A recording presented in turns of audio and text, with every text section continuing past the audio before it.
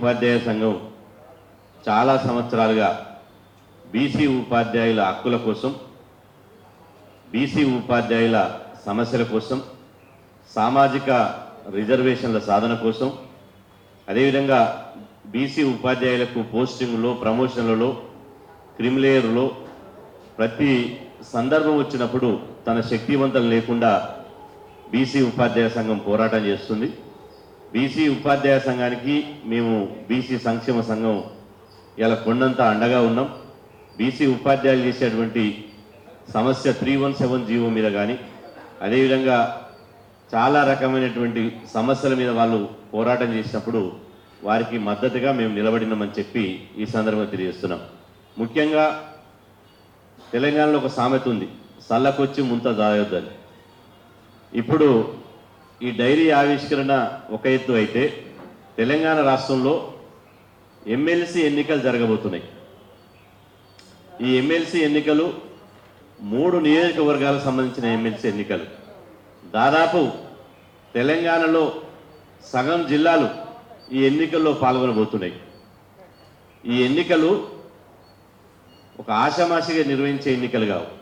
ఈ ఎన్నికలు 2028లో జరిగేటువంటి అసెంబ్లీ ఎన్నికలకు ఒక సెమీఫైనల్ లాంటి. ఇప్పుడు ఎవరు గెలుస్తారో, ఏ వాదం నిలబడుతుందో 2028లో కూడా ఇప్పుడు గెలిచిన వాళ్ళే మళ్ళీ 2028లో కూడా గెలవబోతున్నారు. ఇప్పటికే తెలంగాణ రాష్ట్రంలో నల్గొండ, ఖమ్మం, వరంగల్, అదేవిధంగా కరీంనగర్, నిజామాబాద్, ఆదిలాబాద్, మెదక్ ఈ 3 నియోజకవర్గాలు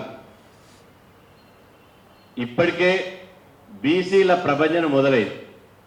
బీసీల యొక్క ఐక్యత నామినేషన్ వేసిన రోజు నుంచి మొదలుకుంటే ఈ రోజు వరకు ఇలా ఖచ్చితంగా బీసీ వాదం నిలబెడదాం, బీసీ అభ్యర్థులను పార్టీలకు ఖచ్చితంగా, జెండాలకు ఖచ్చితంగా గెలిపించుకుందామని చెప్పి ఇలా బీసీలంతా సంఘటితమయ్యారు. ఇది శుభ పరిణామం.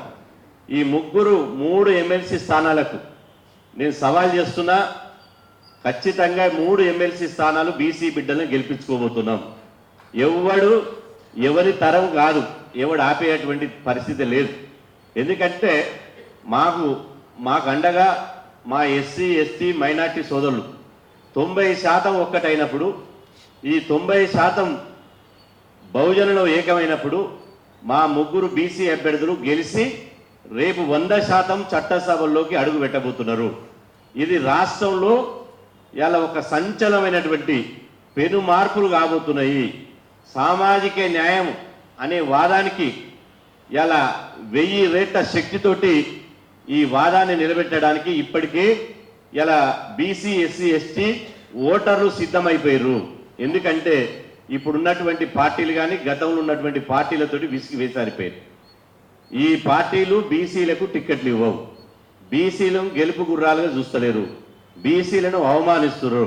కాబట్టి ఈ పార్టీలను బుద్ధి చెప్పాలంటే, ఇప్పుడున్న అగ్రకుల రాజకీయ పార్టీలకు గుణపాఠం నేర్పాలంటే ఈ ఎన్నికల్లో బీసీ అభ్యర్థులను గెలిపించాల్సినటువంటి చారిత్రాత్మకమైనటువంటి సందర్భం వచ్చింది.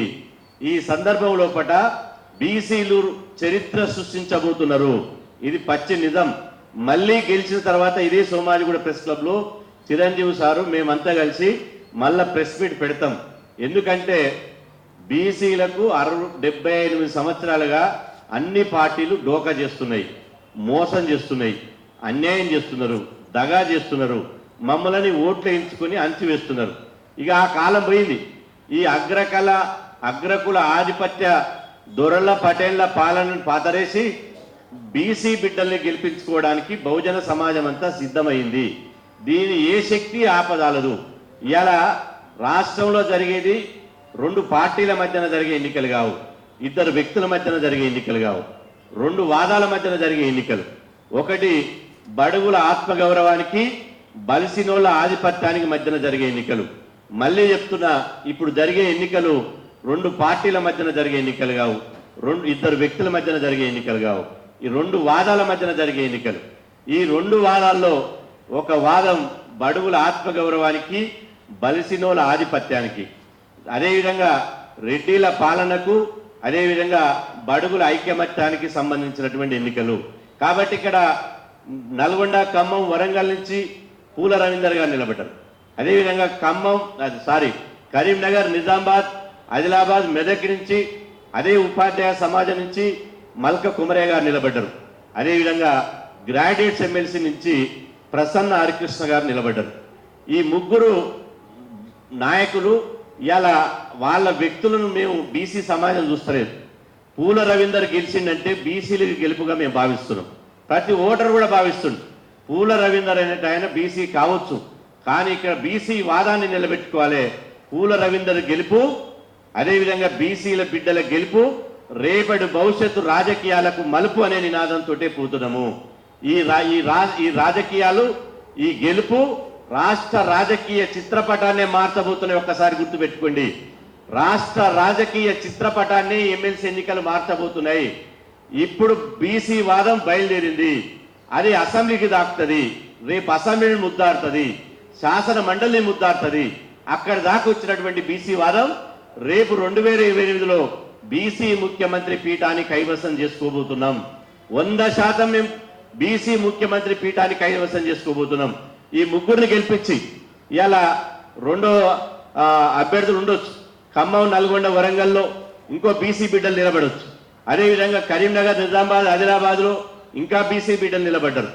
కానీ ఇక్కడ గెలిచే బీసీకి మాత్రమే పరిగెత్తే గుర్రాన్నే చూస్తున్నాం తప్ప ఏది పరిగెత్తి తమ గమ్యాన్ని చేరుకుంటుందో ఆ గుర్రాన్ని నడిపించడానికి మాత్రమే ఇవాళ మేము నిర్ణయం తీసుకున్నాం. కాబట్టి మిగతా బీసీలు ఎవరైతే ఉన్నారో నేను బీసీ సోదరులకు నేను విజ్ఞప్తి చేస్తున్నా, ఈ డైరీ ఆవిష్కరణ సందర్భంగా మిగతా పోటీ చేసినటువంటి బీసీలు కూడా మన బిడ్డలే. కాబట్టి ఈ ఎన్నికల్లో, సాధారణ ఎన్నికల్లో కనుక ఒకే ఓటు ఉంటుంది, కానీ ఇప్పుడు శాసన మండలి ఎన్నికల్లో ఎన్ని ఓట్లైనటువంటి వేసేటువంటి అవకాశం ఉంటుంది. ఇది ఆప్షన్ ఉంటుంది. కాబట్టి 2వ ప్రాధాన్యత ఓటు బీసీలకేయండి, 3వ ప్రాధాన్యత ఓటు బీసీలకేయండి, 4వ ప్రాధాన్యత ఓటు బీసీలకేయండి, 40వ ఓటు ప్రాధాన్యత కూడా బీసీలకే వేయాలి. ఎన్ని ప్రాధాన్యత ఓటు వేస్తారో మీరు బీసీలకే వేయాలి. అగ్ర కులాలకు ఓటేస్తే అది మురిగిపోయినట్టే లెక్క. అగ్ర కులాలకు ఓటేస్తే బీసీలు తమకు తాము రాజకీయ సమాధి చేసుకున్నట్టే లెక్క. అగ్ర కులాలకు ఓట్లేస్తే మన ఆత్మ గౌరవాన్ని తాకట్టు పెట్టినట్టే లెక్క.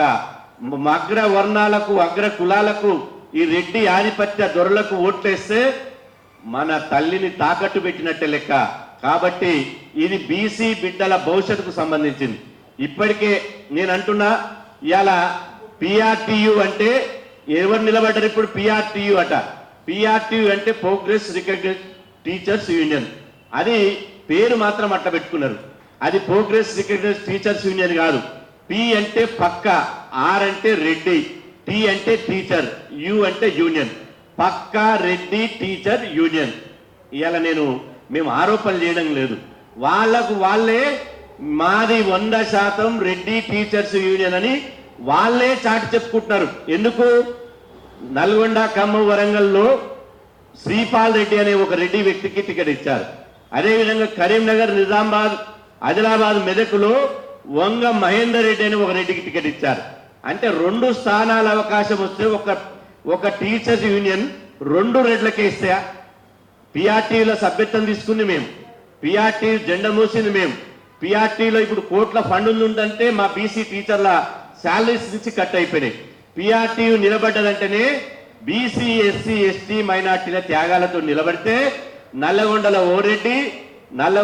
ఓరెడ్డి, కరీంనగర్లో ఒకరెడ్డి, ఇంకా 2 ఎమ్మెల్సీ ఎన్నికలు ఖాళీ అయిన పిఆర్టీ మళ్ళీ ఇంకో 2 రెడ్లకే ఇస్తే తప్ప బీసీలకు ఇచ్చేటువంటి అవకాశం లేదు.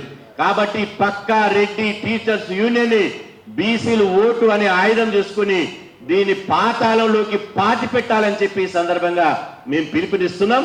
ఇది ఖచ్చితంగా నల్గొండలో శ్రీపాల్ రెడ్డి, నర్సిరెడ్డి, అదేవిధంగా కరీంనగర్లో వంగ రవీందర్ రెడ్డి, అదేవిధంగా నరేందర్ రెడ్డి, అంజిరెడ్డి. ఎంత అన్యాయం అండి! ఇక్కడ నల్గొండలో మొత్తం ప్రధానంగా చేసినటువంటి టీచర్స్ యూనియన్లో శ్రీపాల్ రెడ్డి, హర్షవర్ధన్ రెడ్డి, అదేవిధంగా నర్సిరెడ్డి, అదేవిధంగా ఇంకొక ఆయన సర్వోత్తమ్ రెడ్డి, మొత్తం రెడ్డి మొత్తం రెడ్డిలే.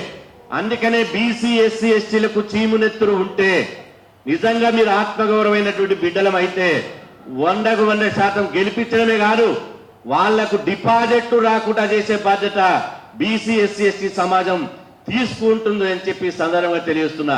మీరు ఎట్ట గెలుస్తారు? 0.5% ఉన్నోళ్ళు 5% ఉన్నోళ్ళు గెలుస్తారా? నేను అంటున్నా ఈ రెడ్డి గెలిచి ఏం చేస్తారని అడుగుతున్నా. ఈ రెడ్డి మేము బక్క రెడ్లకు వ్యతిరేకం కాదు. మేము ఈ వేదిక సాక్షిగా సార్ పెద్దలు చిరంజీవి సార్ ఉన్నారు, మేము ఏదైనా మాట్లాడటం మందలిచ్చే అధికారం ఉంటుంది. మేము బక్క రెడ్లకు వ్యతిరేకం కాదు. బక్క పల్చబడినటువంటి పేదరికంలో ఉన్నటువంటి రెక్కాడితే డొక్కాడినటువంటి కూలీనాలు చేసుకున్నటువంటి అగ్ర కులాలకు మేము వ్యతిరేకం కాదు, ఆ కులాలకు వ్యతిరేకం కాదు. ఇట్లా మాకు రావాల్సినటువంటి సీటును, పూల రవీంద్రకు రావాల్సిన సీటును శ్రీపాల్ రెడ్డి, నర్సిరెడ్డి, హర్షవర్ధన్ రెడ్డి, ఇంకొక రెడ్డి, మల్లారెడ్డి, బొంగ రవీందర్ రెడ్డి, పుల్లారెడ్డి దన్నుకపోతుంటే మేము ఊపుకుంటామా? మాకు చీమినెత్తులు లేదా? కాబట్టి ఆధిపత్యం చేసేటువంటి మా సీటును, మా ఓట్లను గద్దొచ్చి కోడి పిల్లని తన్నుకపోయిన విధంగా ఎట్లా తన్నుకపోతుర్రో ఆ రెడ్లకు మాత్రమే మేము వ్యతిరేకం తప్ప వీళ్ళకు కాదు. కాబట్టి రెడ్ల ఇలా మా బీసీలను కాపాడుకోవాలని చెప్పి సందర్భం తెలియజేస్తున్నా. నేను చివరిగా చెప్పేది ఏంటంటే, ఇవాళ తెలంగాణ రాష్ట్రంలో బీసీల రాజకీయ శకం ప్రారంభమైంది, బీసీల ప్రభంజనం ప్రారంభమైంది. ఎందుకు ప్రారంభమైంది? మొన్న మహేష్ కుమార్ గౌడ్ గారు, పిసిసి అధ్యక్షులు మహేష్ కుమార్ గౌడ్ గారు గాంధీ భవన్ లో ప్రెస్ మీట్ పెట్టి, ఇప్పటి వరకు అయితే రేవంత్ రెడ్డి గారు ముఖ్యమంత్రి ఉన్నారు, ఈ 4-3 సంవత్సరాలు ఆయన ఏం డిస్టర్బ్ చేయం, కానీ నెక్స్ట్ మాత్రం బీసీ సీఎం కాంగ్రెస్ నుంచే అవుతాడు అన్నాడు. అంటే బీసీ వాదం, బీసీలు ఎంత బలంగా ఐక్యతగా ఉన్నారో మహేష్ కుమార్ గౌడ్ గారి మాటలను బట్టి మనం అర్థం చేసుకోవాలి. అంటే కాంగ్రెస్ పార్టీలో పిసిసి అధ్యక్షుడిగా బీసీకి ఇచ్చారు. రేవంత్ రెడ్డి గారి ఆఖరి సీఎం అన్న తర్వాత రేవంత్ రెడ్డి తర్వాత ఒక బీసీ ముఖ్యమంత్రి అవుతుందని చెప్పి కాంగ్రెస్ పార్టీ గాంధీ భవన్ లో పిసిసి అధ్యక్షుడే చెప్తున్నాడు. అదేవిధంగా ఇవాళ బీజేపీ పార్టీ ఒక బీసీ బిడ్డకే రాష్ట్ర అధ్యక్షుడు ఇవ్వాలని చెప్పి దాదాపు డిసైడ్ అయిపోయింది. ఇప్పటికే బీజేపీ పార్టీ కూడా మేము ఎప్పటికైనా బీసీ ముఖ్యమంత్రి, మేము అధికారంలోకి వస్తే బీసీ నినాదంతో పోతాం, బీసీ ముఖ్యమంత్రి వాదంతో పోతాం, నినాదంతో పోతాం అంటున్నారు.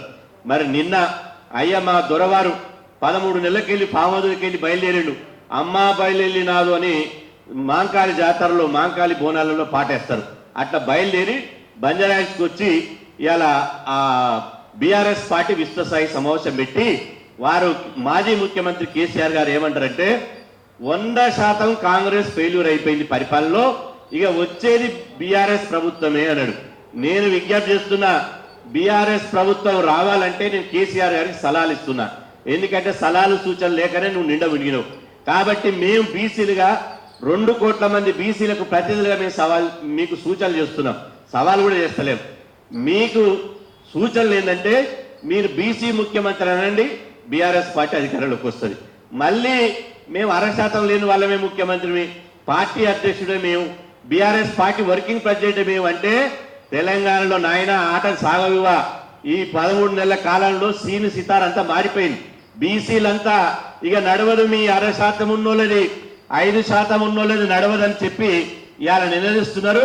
కాబట్టి బీఆర్ఎస్ పార్టీ మీరు అధికారంలోకి మళ్ళీ రావాలంటే ఇవాళ పార్టీ అధ్యక్షుడనన్నా బీసీని పెట్టండి, లేదా బీసీ ముఖ్యమంత్రి ఎజెండాగానన్నా మీరు ఎన్నికలకు వండి, అట్లా అయితేనే నమ్ముతారు.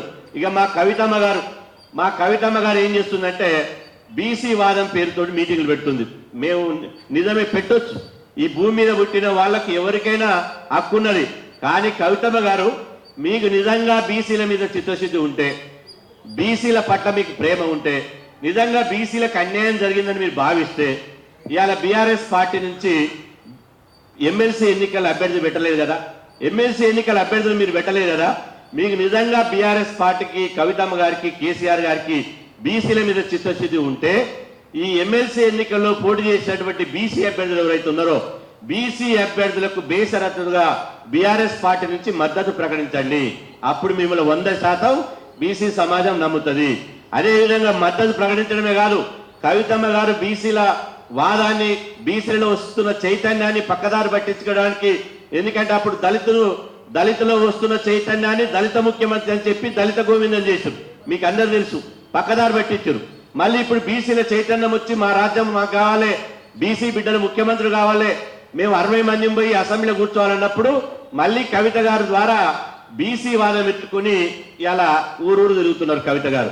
కవిత గారు మీకు నిజంగా బీసీల మీద చిత్తశుద్ధి ఉంటే ఇంకొక 6 రోజుల పాటే సమయం ఉంది ఎమ్మెల్సీ ఎన్నికల్లో.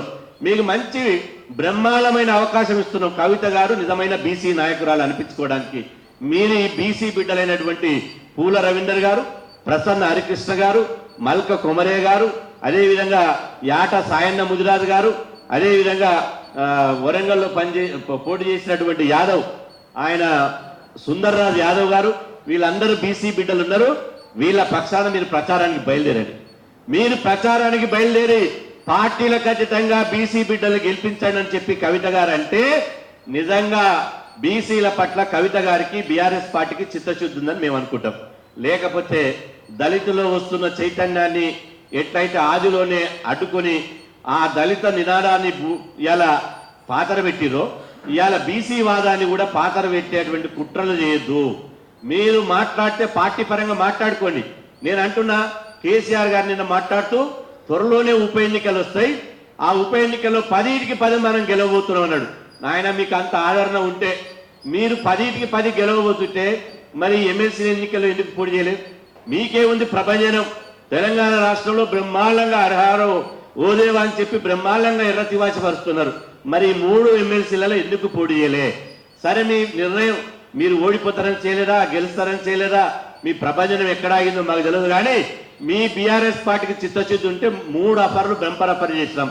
ఒకటి పార్టీ అధ్యక్షుడిగా బీసీకి ఇవ్వాలి, 2 ముఖ్యమంత్రి అభ్యర్థిగా ప్రకటించాలి, ఇప్పుడున్న ఎమ్మెల్సీ అభ్యర్థులకు మీరు ప్రచారం చేయాలి అని చెప్పి ఈ సందర్భంగా విజ్ఞప్తి చేస్తున్నాం.